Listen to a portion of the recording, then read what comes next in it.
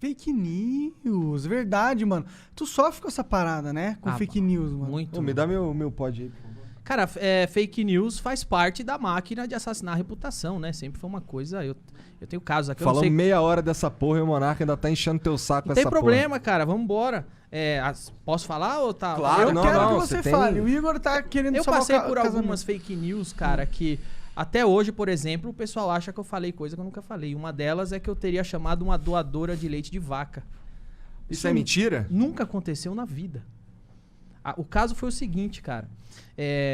Eu tava na Band, no Agora é Tarde, e nos meus monólogos, nos stand-ups, como em qualquer talk show, você procura notícias pra fazer piada. É uma instrução que a gente deixa pros roteiristas, tipo... procura a notícia. Por quê? Quando a notícia está publicada, significa que é pública. Nós não estamos invadindo privacidade de ninguém. Quando alguém tem uma foto e publica, é pública. Sim. Né? Daí vem o nome, publicar público. Então, os roteiristas sempre procuram notícias para fazer piada.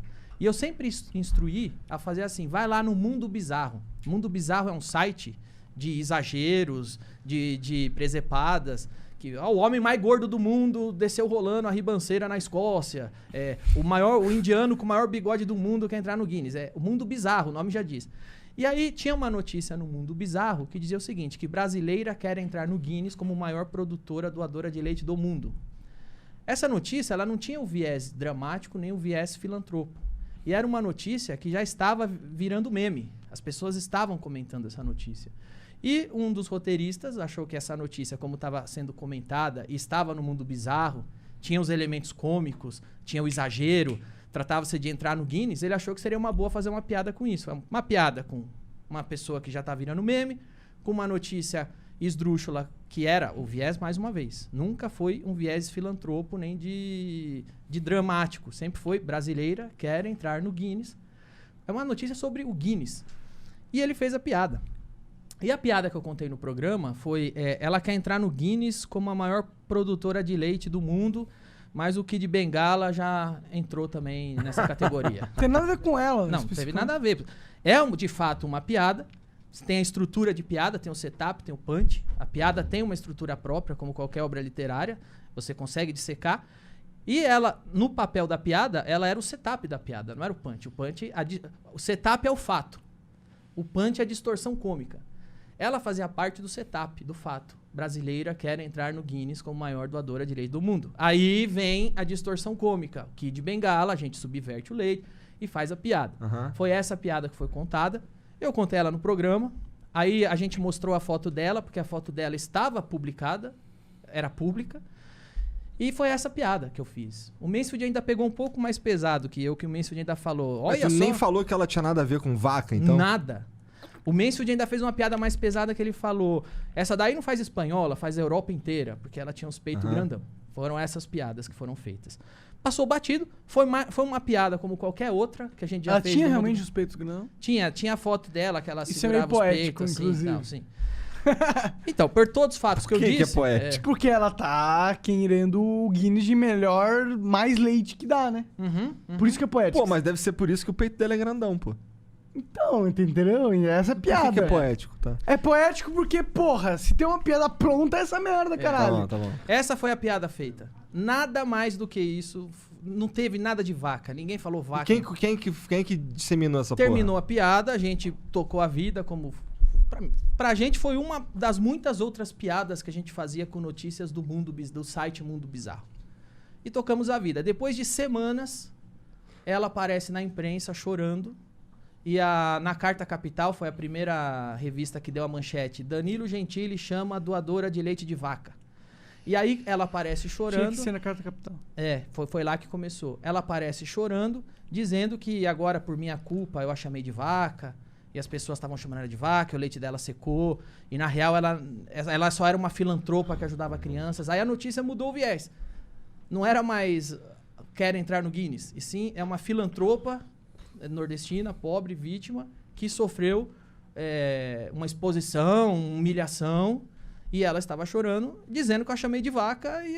E aí eu mandava o vídeo, falava, ó, este é o vídeo da piada. Em nenhum momento eu disse vaca. A piada é essa, não é nem com ela, é o Kid Bengala.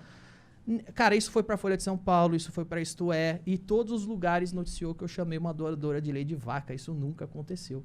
A partir do momento que essa é a narrativa, que essa é a manchete, já existe uma pressão. Se eu ganhar esse processo, nossa... O juiz tá fudido. Não, já existe essa pressão que, pô, claro, a história que foi contada é a seguinte. Ela tava fazendo caridade, doando leite, ajudando crianças. Eu apareci lá e falei, olha que vaca! Vaca. Sim, nesse contexto eu seria um bosta. Mas não foi esse o contexto, não foi isso que aconteceu. Mas essa foi a versão que ficou. E a gente põe o DVD no processo, eu mando pros jornalistas, tá aqui a piada, não tem vaca. Por que você não faz a manchete? Fez piada com o Kid Bengala, essa é a piada. E virou essa narrativa. Eu tenho muitas outras, cara, que eu já passei. Por exemplo, eu me lembro que eu tinha uma série politicamente incorreta, foi pro ar pela FX em 2014. Eu fazia o papel de um deputado xarope, que só fazia merda e falava merda. E o deputado, de repente, na história, o meu personagem chamava Atílio Pereira, ele vai no Congresso Nacional e ele quer banir tem uma discussão lá para banir o uso da vírgula. A gente zoava muito as coisas idiotas que o deputado ficava discutindo.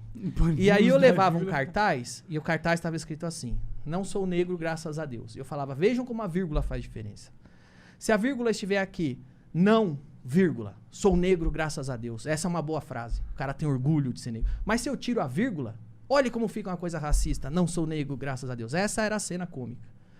Os caras tiraram um print onde eu tô do lado do cartaz escrito não sou negro, graças a Deus. E começaram a passar isso em um monte de ONG de defesa afrodescendente, como se fosse eu segurando um cartaz que eu não sou negro, graças a Deus. Esse dia eu cheguei na minha casa, tava pichado na minha porta. Seu racista, seu não sei o quê. Caralho. Teve uma outra que eu acho que foi a mais grave ainda. Mais grave. Eu tava em Curitiba fechando um patrocínio de um celular brasileiro. E aí fechei o patrocínio, peguei o avião. Quando eu cheguei em São Paulo, os caras, pô, mano, não dá pra te patrocinar, cara. Você fica endossando o estupro da menina do Rio de Janeiro. Lembra uma menina do Rio de Janeiro que foi estuprada em grupo e tava dopada? Ah, lembro. Eu falei, quê? Eu? É. O que você tá falando, velho? Tá aqui. Aí ele me mandou um print. O print era o seguinte, esse print ele passou por todas as etapas da máquina de assassinar a reputação.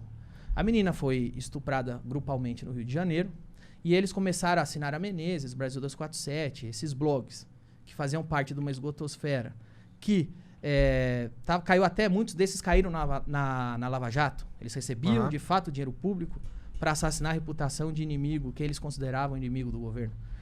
Esses caras foram caçar alguma coisa que eu falava que desse margem para interpretação. Eles foram pegar um tweet meu de 10 anos atrás, que eu tava comentando o Big Brother. Teve um caso no Big Brother que o casal ficou bêbado e transou, e todo mundo tava tirando sarro, e o cara era feio, a mulher era bonita. E eu comentei alguma coisa que foi mais ou menos assim, eu não me lembro, mas era mais ou menos assim. Os cara foi esperto, esperou a mina ficar bêbada, pra achar ele atraente e eles transar.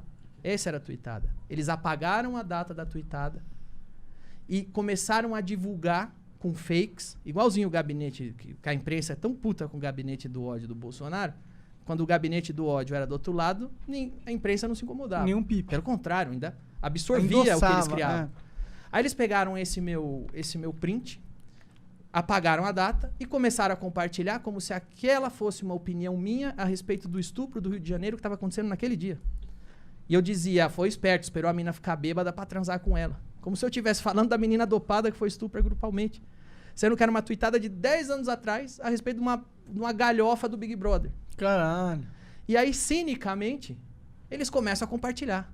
E isso tá lá na esgotosfera, tá lá nos blogs sujos. A hora que vê, sobe pro mainstream. Tá na Carta Capital. A hora que vê, sobe pra Folha, sobe pro mainstream.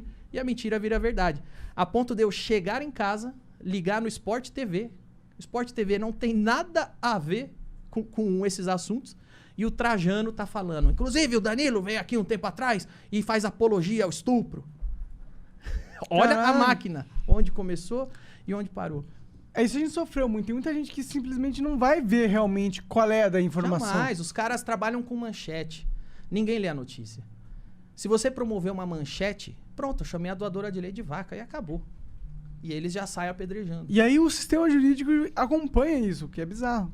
E aí é isso. Aí o Trajano falou que fazia apologia. E só que veja bem, apologia ao estupro é crime. Não é uma opinião que eu faço apologia. É um crime que tá... É igual falar, você é estuprador. Pô, isso é pesado, pô, você tem que provar. Eu faço apologia ao estupro, tem que provar. Mas foda-se. Então eu já passei muito por isso. Eu falo, cara, é um milagre que eu ainda tenho uma carreira. Porque é um milagre. É o que eu falei, se o Wilson, no começo da entrevista, se o Wilson Simonal tivesse internet, provavelmente o Pasquim não teria acabado com a vida dele. Você atribui a internet a sua imunidade? Então. Eu atribuo a internet ao megafone, porque quando eu vou e falo, pessoal, vejam aqui, apagaram a data do print. Olha essa mentira. Vejam aqui, eu não chamei ela de vaca. Aí você fica com as pessoas. Você tem um contra-ataque. Você tem pelo menos as pessoas que se importam com a verdade e vão pesquisar.